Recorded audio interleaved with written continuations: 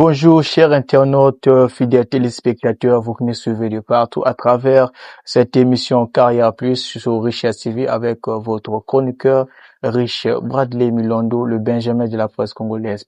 Après un temps, nous sommes restés silencieux et aujourd'hui, on revient encore avec cet invité. Il va se présenter ici. Lui, on l'appelle Monsieur Nkunku. Bonjour, Monsieur Nkunku. Bonjour, monsieur le journaliste.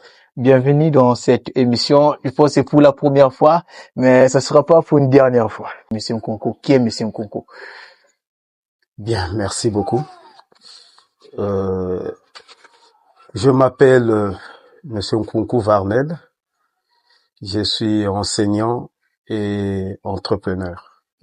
Monsieur Nkunku, enseignant et entrepreneur, vous êtes aussi le mieux placé pour nous parler de ce sujet qui parle de la société et de cette jeunesse que vous connaissez d'ailleurs parce que vous êtes plus proche avec cette jeunesse. Quels sont les grands défis de la société? Bien, merci. En parlant des défis de la société, parmi les défis, nous avions le problème de l'emploi ici en République du Congo qui pose problème. Parce qu'on a constaté beaucoup des jeunes qui ont étudié, diplômés, mais qui sont sans emploi. Okay. Et en deuxième lieu, on a un problème des infrastructures. Vous allez constater, il n'y a pas de routes, il n'y a pas de voies ferrées. Et voilà. En troisième lieu, le problème qui mime la jeunesse congolaise, j'ai parlé tout à l'heure de l'emploi, des infrastructures et le problème de agroalimentaire. Okay. C'est-à-dire, vous allez constater, nous consommons carrément importé. Okay. Nous, on ne produit pratiquement rien. Donc, les jeunes devraient normalement être orientés dans le domaine de l'agroalimentaire, l'agriculture, l'élevage. Okay. Et voilà. Et la santé. Problème de santé aussi. Okay. Nous manquons des hôpitaux. Okay. Et voilà, quand vous arrivez à l'hôpital, parlons il n'y a pas de médecins, voilà. Parlons de ces défis. Quel est le plus grand souci, au fait pour cette société actuelle? C'est l'emploi. Il n'y a pas d'emploi au Congo? Il n'y a pas vraiment d'emploi. Okay. Il y a l'emploi, il y a la fonction publique qui recrute à ce moment. Mais dans le secteur privé, il n'y a pratiquement pas d'entreprise. Donc tout le monde n'est pas censé travailler à l'État.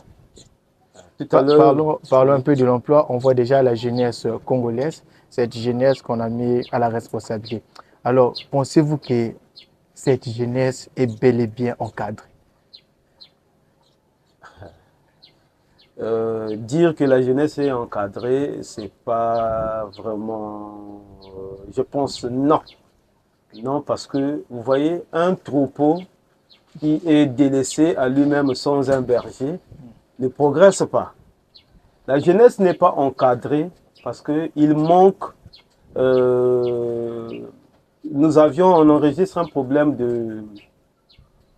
d'orientation, de conscientisation. Okay. De sensibilisation. Alors, une jeunesse qui n'est pas encadrée, qui n'est pas sensibilisée, qui ne sait pas là où elle va, même lorsqu'on a étudié. Vous avez étudié, vous avez des diplômes, mais vous ne savez pas qu'est-ce que vous allez faire avec ces diplômes-là, c'est un problème. Pour ceux qui vont à l'école, on arrive au niveau bac, mais on a le bac, mais on n'a pas encore... comment on appelle ça? Une compétence. Non. Bac, mais pas de qualification. Okay. Alors, la jeunesse est délaissée à elle-même. Or, depuis l'école primaire, depuis la base, normalement, nous sommes, nous responsables, quand je parle je parle de l'État. Okay. L'État est censé encadrer cette jeunesse-là. Donc, nous devions normalement orienter la jeunesse dans les domaines qui, après les études, qui produisent de l'emploi. Okay. Mais les gens font des formations, oui, et ils ont des doctorats, ils ont actuellement on parle des des masters, Ok. mais à la fin, il n'y a pas d'emploi. Donc, on peut dire que cette jeunesse se sent un peu perdue. La jeunesse, peut-être perdue, c'est trop dit, mais la Donc, jeunesse sans repère. est un peu sans repère, oui. Ok. La jeunesse est un peu égarée. Une partie de la jeunesse est un peu orientée, mais La majorité. le taux est faible. Ok. Le taux est faible. Et ceux qui sont orientés, ce sont ceux-là, vous allez constater, qui ont des parents déjà, qui ont des moyens. Parce que quand on va dans la couche sociale un peu plus basse, vous allez constater, nombreux sont là, veulent même étudier, veulent apprendre, veulent être encadrés, mais il n'y a pas des encadreurs. Tout le monde se préoccupe des problèmes, il faut le dire, problèmes politiques, Ok. et les problèmes sociaux ne sont pas gérés. Donc, je pense que il faut fournir beaucoup d'efforts là-dedans pour encadrer cette jeunesse-là. Est-ce que le système éducatif ne prépare réellement au marché du travail nos jeunes? Non. Je dirais non. Non, pourquoi? Non, parce que à la fin de nos études, nous sommes laissés à nous-mêmes. Même là, trouver du travail. Vous parlez du travail. Oui. Trouver du travail, c'est un problème. Ok. Imaginez un jeune qui est désœuvré, qui n'a pas du boulot, qui a fini ses études, qui cherche le travail, mais on lui demande encore l'argent. Bon, il n'a pas d'argent. Vous êtes entrepreneur au départ. Je vous coupe pas la parole. Vous avez dit que vous êtes entrepreneur. Donc, vous avez aussi un personnel que vous gérez. Ah oui. Alors, est-ce que vous êtes aussi dans ce système?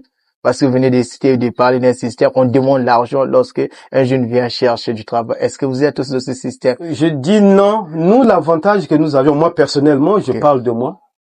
Moi personnellement, quand je commence, je suis pas soutenu. Je suis pas encadré. Du coup, j'ai fait beaucoup d'erreurs, beaucoup de chutes, beaucoup Beaucoup de failles. des échecs. Ouais. Mais au fil du temps, puisque j'étais vraiment déterminé, j'avais la foi en ce que je faisais, j'ai fini par me relever. Ok. Et aujourd'hui, j'emploie pratiquement plus de 30 Congolais. Ok. Je dis bien plus de 30. Ok. C'est vérifiable. Est-ce qu'on peut dire on doit privilégier les diplômes ou les compétences? Les deux à la fois, mais la compétence est en premier lieu. Pourquoi les deux? Parce que au Congo, pour vous recruter, Ok. il y a une demande, une formulaire qu'on demande des dossiers. Il faut fournir un dossier. Mais quand vous avez la compétence, vous n'avez pas le dossier. On vous reçoit pas. On dit que vous êtes zéro. Ok. Alors, donc, voilà pourquoi j'ai dit les deux à la fois. Ok. Mais ce qui est plus important, c'est la compétence. La compétence. Parce qu'on peut avoir des diplômes, mais on n'a pas la compétence sur le terrain. D'accord. Côté pratique, zéro. Ok. Vous voyez, chez les Américains, quand vous arrivez, on vous présente le projet, on vous demande qu'est-ce que vous êtes capable de faire. Donc, ce système est mieux. Ok. La jeunesse est sous-informée. Il y a des gens aujourd'hui qui ont des idées, mais qui ne savent pas par où commencer. Donc, il faut qu'il y ait beaucoup de moyens dans la sensibilisation, la conscientisation. On peut être sensibilisé, mais on n'est pas conscient de ce que l'on fait. Donc, il faut beaucoup conscientiser et créer aussi des moyens d'orientation. On n'a pas de laboratoire. On n'a pas de matériel. On doit avoir le matériel. Quelqu'un qui apprend la chimie, par exemple. Mais à la fin, qu'est-ce qu'il est censé faire? Il est censé démontrer cette chimie qu'il a appris par des expériences. Okay. Donc, il y a l'encadrement, mais cet encadrement n'est pas vraiment approfondi. Donc, le gouvernement doit mettre les moyens pour encadrer réellement cette jeunesse-là. C'est un message que vous venez de lancer au gouvernement congolais. Oui. Je pense que ça sera écouté et parfois, peut-être il y aura aussi la réponse. Alors, en tant que monsieur, vous êtes entrepreneur, alors, Et comment vous encouragez cela aux jeunes? Encourager. Qu'est-ce que je dois dire à la jeunesse, à Ouais. l'endroit de la jeunesse? Ouais, de la jeunesse. Mais la jeunesse doit se lever. Chers jeunes, chers camarades, chers frères, chères sœurs, chères mamans, je pense que il est grand temps, comme a dit le président de la République, qu'on se prenne En charge. en charge. Vous allez constater les pays qui se sont développés n'ont pas seulement été développés par l'État. C'est le système privé. Donc, levons-nous, organisons-nous, montons des projets et mettons-les, en fait, réalisons-les. Et l'État viendra après. Okay. Alors, si on compte sur l'État, on verra nos projets. En fait, nos rêves n'auront pas de réalisation. Donc, nous devons nous lever. Faites comme moi j'ai fait. Je me suis levé un jour, je n'avais pas un fonds, mais je me suis engagé et j'ai commencé à chercher les moyens. Les moyens sont arrivés. Et aujourd'hui, j'emploie plus de 30 personnes, 30 Congolais. Monsieur Nkunku, est-ce que l'entrepreneuriat est-il la solution fiable contre le chômage? Est-ce que c'est une solution fiable contre le chômage au Congo? Je dirais oui. Parce que dans l'entrepreneuriat, on apprend à se prendre en charge sans l'aide de l'État même. Okay.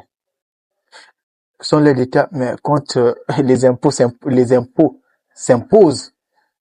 Bien, ce qui nous dérange, c'est que l'État, même nous qui sommes dans l'entrepreneuriat, nous ne sommes pas encadrés.